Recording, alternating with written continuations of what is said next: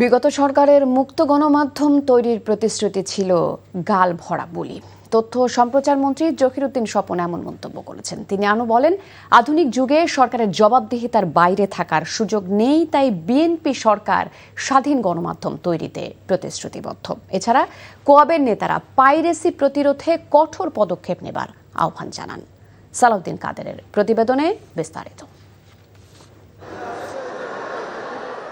দেশের ব্রডকাস্টিং ও যোগাযোগ প্রযুক্তি খাতে নতুন সম্ভাবনা আর আধুনিক প্রযুক্তির সমন্বয় ঘটানোর লক্ষ্য নিয়ে শুরু হয়েছে international cable TV broadcasting and communication expo 2026।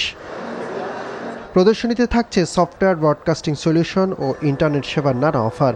পাশাপাশি ব্যবসায়িক নেটওয়ার্ক ও প্রযুক্তি বিনিময়ের সুযোগও পাচ্ছেন অংশগ্রহণকারীরা। মেলার উদ্বোধনী অনুষ্ঠানে বক্তারা বলেন, প্রযুক্তি খাতের বিকাশে গোপনীয়তা ও অনিয়ম সংক্রান্ত সমস্যাগুলো সমাধানে সরকারের আরও কার্যকর ভূমিকা প্রয়োজন। কোয়াব সভাপতির অভিযোগ, গত 16 বছরে এই খাতে সরকারি সহায়তা পাওয়া যায়নি।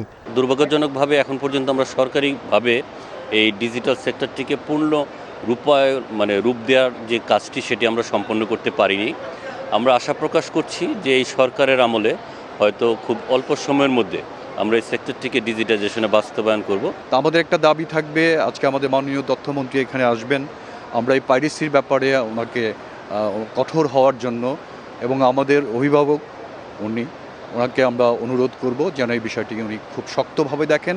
অনুষ্ঠানে তথ্য ও সম্প্রচার মন্ত্রী জহিরুদ্দিন স্বপন বলেন, বর্তমান গণমাধ্যম অনেক বেশি স্বাধীন পরিবেশে কাজ করছে।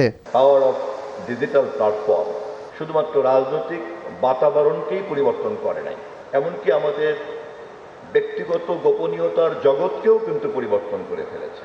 এই অবস্থাটাকে যদি শৃঙ্খলার মধ্যে না আনতে পারি, তাহলে প্রথম বিশ্বযুদ্ধ, দ্বিতীয় বিশ্বযুদ্ধ মানুষের দৈহিক ক্ষমতাকে যেমন একটা ভয়ঙ্কর অভিজ্ঞতা দিয়ে জাতিসংঘের জন্ম দিতে বাধ্য করেছে, তাহলে কিন্তু একটা নতুন পৃথিবীর মধ্যে আমরা রাজধানীর পূর্বাঞ্চলে আইসিসিবিতে আগামী 9 মে পর্যন্ত চলবে এই প্রযুক্তি ও ব্রডকাস্টিং প্রদর্শনী।